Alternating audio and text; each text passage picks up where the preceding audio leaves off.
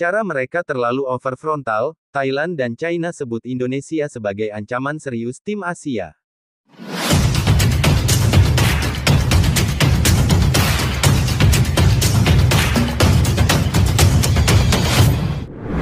Untuk bisa tembus ke Piala Dunia, timnas Indonesia yang dipimpin oleh Pak Erik terus menunjukkan progres nyata. Terbaru pelatih baru dari Eropa didatangkan, bahkan tak hanya satu, tapi 3 sekaligus untuk membawa timnas Indonesia bersaing di sisa laga babak round 3, dan jika berhasil membawa Indonesia lolos ke Piala Dunia 2026,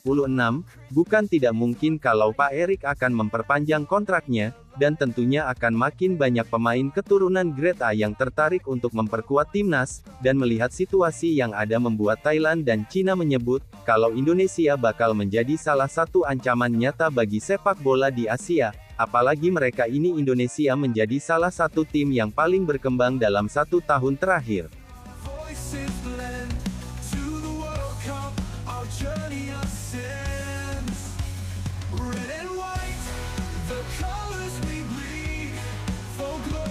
Saat ini Indonesia beneran sedang jadi sorotan utama di Asia, dan sedikit banyak itu semua dipengaruhi oleh keberadaan Erick Thohir sebagai Ketua Umum PSSI. Boleh dibilang Indonesia ini beruntung banget punya ketua seperti Pak Erik, sebab harus diakui sejak dipimpin beliau ada banyak sekali hal positif yang terjadi di sepak bola Indonesia terutama soal timnas. Suka tidak suka nyatanya Pak Erik ini seolah mampu mengangkat citra PSSI, dari yang semula sunyi gelap mencekam dan diselimuti hawa jahat kini berubah terang benderang, meski keputusannya untuk mengakhiri kerjasama dengan Coach Shin sempat membuat fans kecewa, tapi setelah Pak Erik menjelaskan semuanya melalui podcast terbarunya bersama tim Liputan 6, sekarang kita menjadi sadar, intinya Pak Erik selalu punya alasan dengan keputusan-keputusan yang telah dirinya buat. Apakah ada upaya Pak, untuk bisa menengahi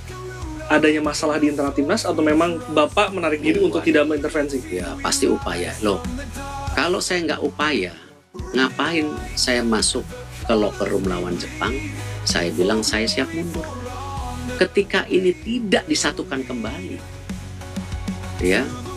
dengan cara-cara saya bicara, yang nggak perlu terlalu terbuka, bahkan saya siap ngorbanin diri saya mundur, saya bilang kan waktu itu yang jadi viral, karena kita udah kehilangan poin lawan China gitu. Nah pertanyaannya, apakah 4 game ke depan garanti? Iya nggak garanti, tapi kan kita usaha memperbaiki tadi beberapa yang lemah tadi gitu. Sementara itu menurut salah satu pengamat sepak bola Malaysia, segala kemajuan yang terjadi di sepak bola Indonesia sekarang ini tidak terlepas dari peran Erick Thohir, karena memang tak bisa dipungkiri segala kebijakan yang beliau ambil sukses membuat sepak bola Indonesia khususnya timnasnya menjadi maju. Itulah kenapa sang pengamat beneran melabeli Erick Thohir sebagai orang yang dalam tanda kutip berbahaya bagi Asia. Sebagai seorang penyokong Harimau Melaya,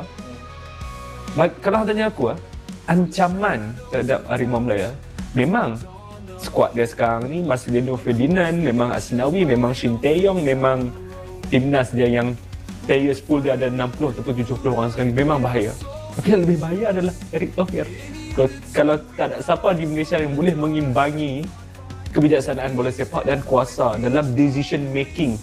dia di sana, mereka on course untuk meninggalkan kita jauh. Segala hal yang terjadi, wajar jika kita sekarang bisa berbangga diri punya ketua umum yang keren, dan tanpa mengurangi respek kepada ketua sebelumnya. Coba sebutkan ketua PSSI mana yang bisa seakrab ini sama Presiden FIFA. Sampai-sampai Indonesia ini boleh dibilang sebagai anak emas FIFA, terutama di kawasan ASEAN.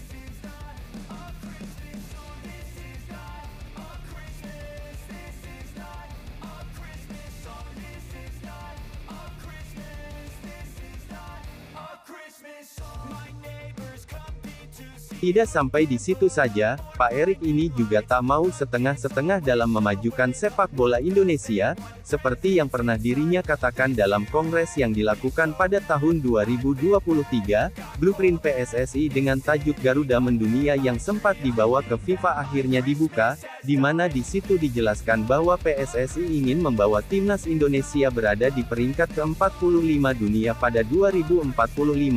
Mereka juga menargetkan timnas Indonesia U17 lolos ke Piala Dunia 203, sedangkan timnas Indonesia U20 lolos ke Piala Dunia 2033, dan kemudian lolos ke Olimpiade 2036,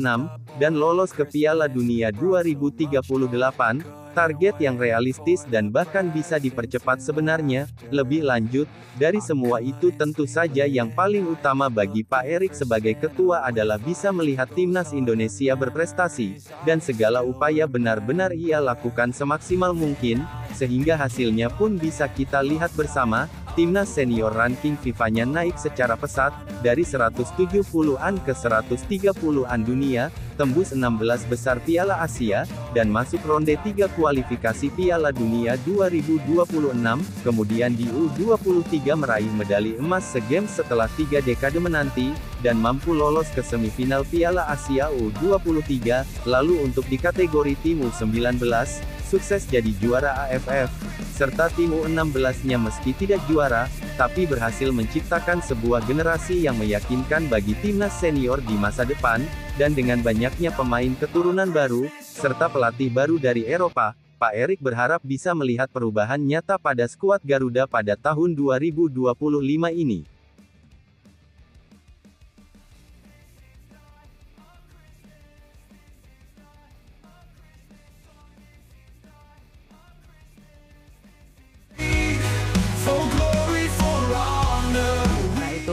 Sementara itu, melihat perkembangan pesat yang terjadi, membuat sejumlah media asing ikut menyoroti Indonesia. ESPN misalnya, mereka mengamati fenomena unik yang terjadi di kawasan Asia Tenggara saat ini, sebab di saat timnas meraih kesuksesan, para rivalnya di kawasan Asia Tenggara harus gigit jari dan mengalami kemunduran. Selain itu, segala program yang dilakukan PSSI seperti potong generasi, sampai mengumpulkan para pemain keturunan dari Eropa dianggap adalah sebuah langkah ambisius, untuk bisa menembus ketatnya level persaingan di Asia, dan ESPN juga tak ragu menyebut Indonesia tim yang paling ambisius di Asia, dalam membangun ulang kekuatan sepak bolanya, sehingga kini meski secara ranking tim Garuda adalah yang rendah, namun soal materi pemain tim ini gak seperti tim urutan 130 pada umumnya. Untuk itulah bukan hal yang mustahil dan mengejutkan jika semisal Indonesia mampu mengunci satu slot Asia di Piala Dunia.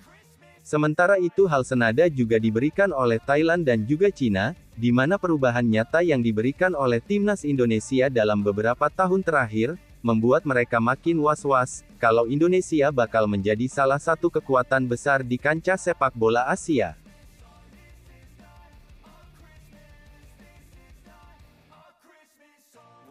Melihat segala hal yang ada, terutama yang terjadi dengan Oleh Romeni dan Hairo, sekali lagi jadi bukti kalau PSSI sekarang gak kaleng-kaleng, dan sudah pasti secara tak langsung itu akan membuat tim-tim lain di Asia kini beneran segan kepada Indonesia, seperti media Cina, Sohu, yang menganggap Indonesia sebagai tim terlemah di grup C. Memang dari sisi peringkat kita yang paling bontot, tapi secara umum di luar dari peringkat Indonesia lebih unggul, di mana masuknya Oleh dan Jairo yang punya market value mencapai 26 miliar rupiah, ditambah Meshil Hers yang merupakan pemain termahal di ASEAN saat ini, membuat value timnas Indonesia secara umum jauh lebih unggul dari Cina, sebab sebelum PAS resmi saja, timnas Indonesia memiliki nilai skuad mencapai 270 miliar, atau itu di atas Cina yang ada di sekitar 240 miliar, bahkan kalau kami juga boleh sombong secara harga dan kualitas individu pemain Indonesia masih di atas Cina, sebab mayoritas pemain timnas Indonesia sekarang banyak yang main di Eropa, sedangkan Cina full 100% dari liga lokal, yang pasti dari sisi timnas Indonesia sudah bisa dibilang level Asia, paling tidak dari sisi kedalaman SWOT terutama soal nama-nama tadi, yang mudah-mudahan bisa segera menyusul.